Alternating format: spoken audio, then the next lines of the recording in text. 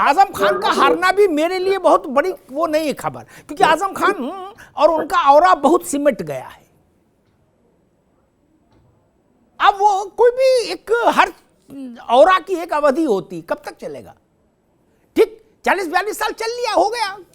अब नए लोग आएंगे, वो अपने ढंग से देखेंगे क्या होना है। इसलिए मैं उस पर ज्यादा दिमाग फोकस नहीं कर रहा कि वो क्यों हार गया आसिम रजा। आसिम रजा कोई इतनी बड़ी पर्सनालिटी तो है नहीं कि उन्होंने रामपुर के लिए खून बहा दिया कहीं। ठीक है, हार गए, जीत जाते तो भी क्या था, हार गए तो भी ठीक है। मेरे लिए दो बड़ी पॉलिटिकल घटनाएं हैं जिन पर मैं पूरी बहस रखना चाहता हूं। एक नावेशिको कवाल का एक सामान्य इलाका का नाम नहीं है,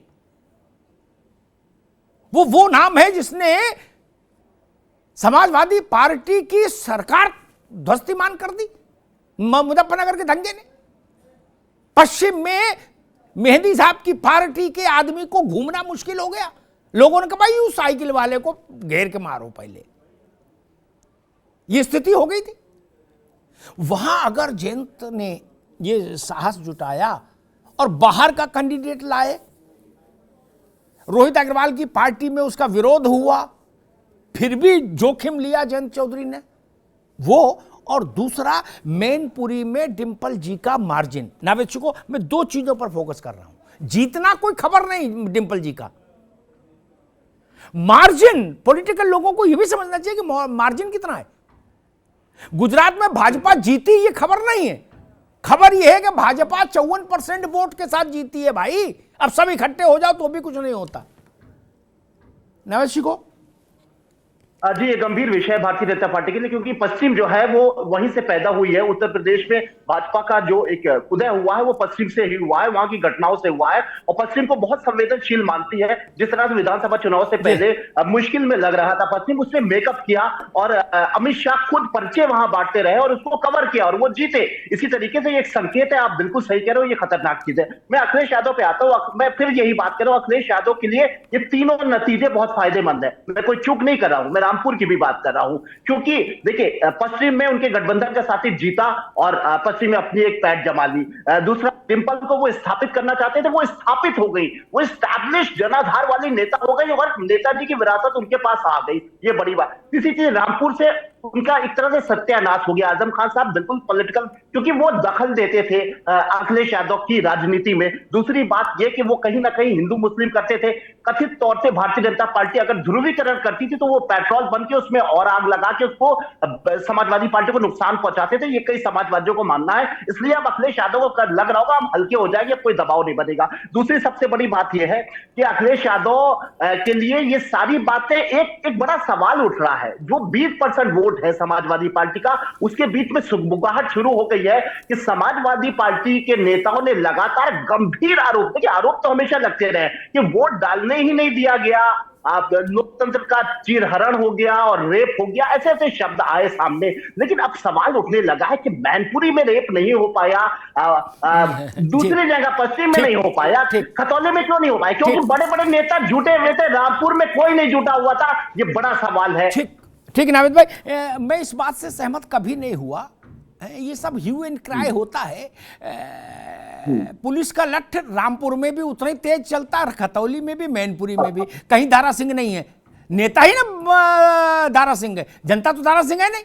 दरोगा जहां चला जाए वहीं आदमी दुपक जाएगा, ऐसा नहीं। खतौली में आज आप वोट डलवा लिए, मैनपुरी में डलवा लिए, रामपुर में नहीं।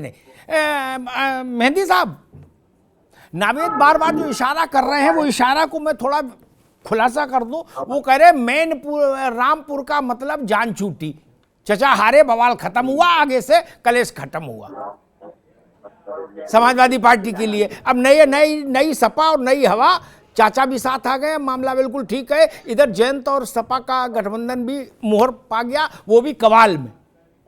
बोले अब छोड़ो चचा को यार, ये चचा भी बवाली हैं, हर दिन बवाल करते हैं, अच्छा रात निपट लिए। ऐसा है मामला। तो होता है, ये कोई नई बात नहीं, ऐसा होता है। कई बार आदमी सोचता है कि यार चलो अच्छा रात निपट लिए। क्या कुंभ में गए थे, मेले में छूट गए बाबा, ठीक है। बोले घर आते तो बहुत बवाल करते, बोले कुंभ में छूट के मोक्ष हुआ। जी देखिए, मैं नवेश साहब की बात से पूरी तरीके से सहमत नहीं हूँ। एक बात से मैं जरूर सहमत हूँ कि मैनपुरी में डिम्पल जी बड़े पैमाने पर स्थापित हुई, और इसमें कोई शक नहीं कि अब वो हमारी पार्टी की जो सबसे महत्वपूर्ण सीट थी मैनपुरी, जहां जी पर उन्होंने बड़े अंतर से भारतीय जनता पार्टी को हराया, और इस तरीके से हराया कि वहां जो प्रत्याशी था भारतीय जनता पार्टी को, अपना बूथ हार गया। आज की डेट में मान लीजिए सांसदीय चुनाव, देश की सबसे बड़ी पंचायत का चुनाव लड़ने गए थे, और गांव की पंचायत का चुनाव वो समझ लीजिए हार गए।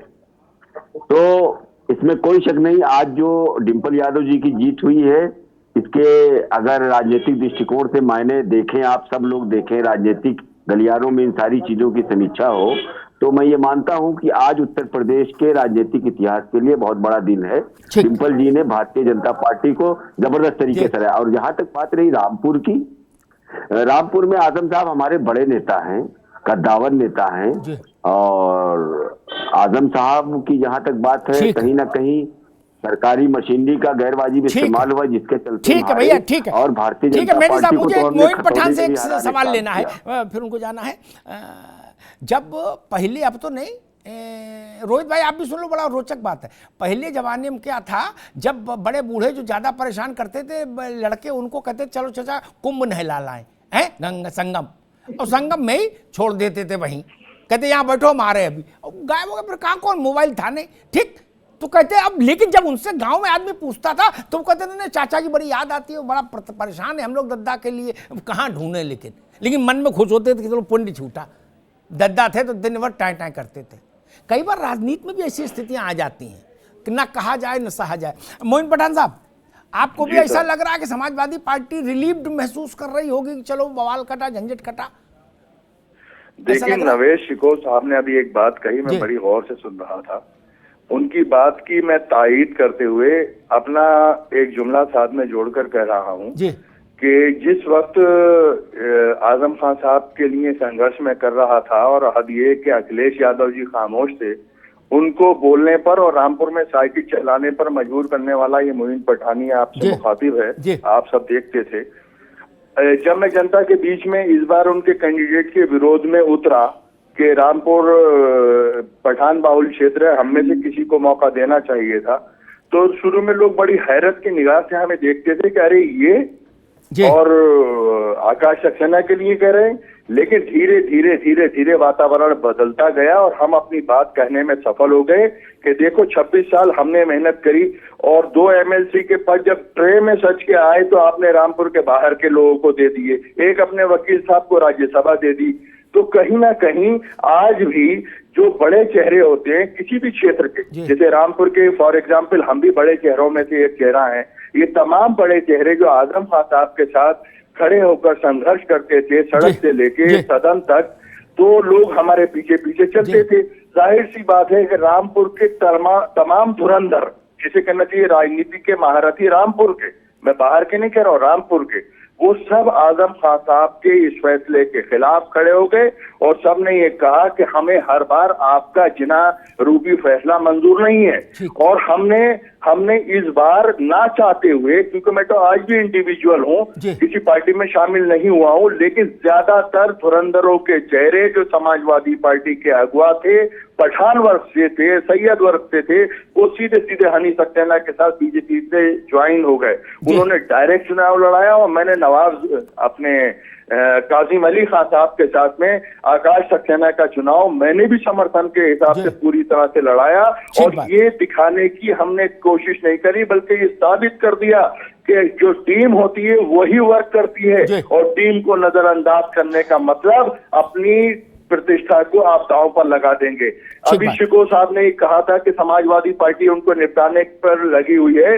मैं उस बात पे मन ही कह रहा था कि शिकोह साहब, नवेश शिकोह साहब 100% से अगर ऊपर भी कोई परसेंटेज होती तो सही कह रहे हैं, क्योंकि अखिलेश यादव अब मुलायम सिंह यादव जी की तरह चाचा जी के नाज और नखरे उस तरह से उठाने को तैयार नहीं है, और हर पार्टी सॉफ्ट हिंदुत्व की तरफ जा रही है।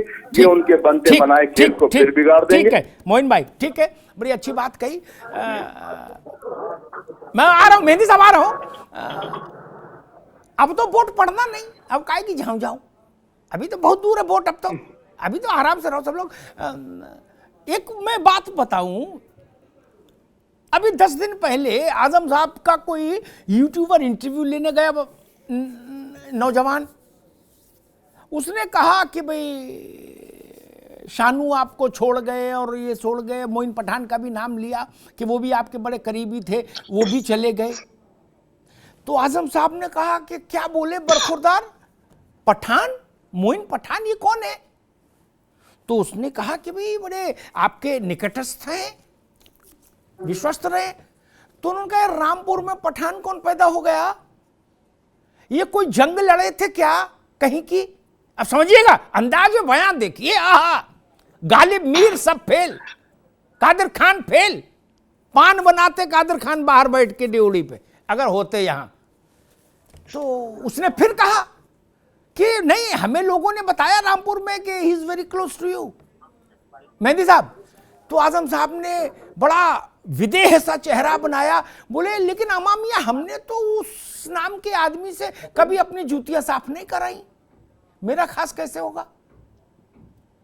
बोलो श्री सत्यनारायण स्वामी की जय। इतिश्री पंचम अध्याय, यानी जो खास है उससे जूतियां उठवाई तो खास का सर्टिफिकेट मिला। अरे दादा रे दादा, कुछ तो ख्याल करो, लोकतंत्र है भाई। ये कोई मुगले आजम फिल्म चलेगी क्या? अब कोई भाई का लाल बड़े से बड़ा नेता ऐसा नहीं बोल सकता, जो जूतियां साफ करा रहे वो भी अंदर करा लेंगे घर में, बाहर तो नहीं बोलेंगे यार। अब चचा हैं बोल दिए, बोले अम्मा भाई मैंने तो जूतियां साफ नहीं कराई उससे कभी। लो, उसके बाद फिर कैसे काम चलेगा? तो मामला है ना,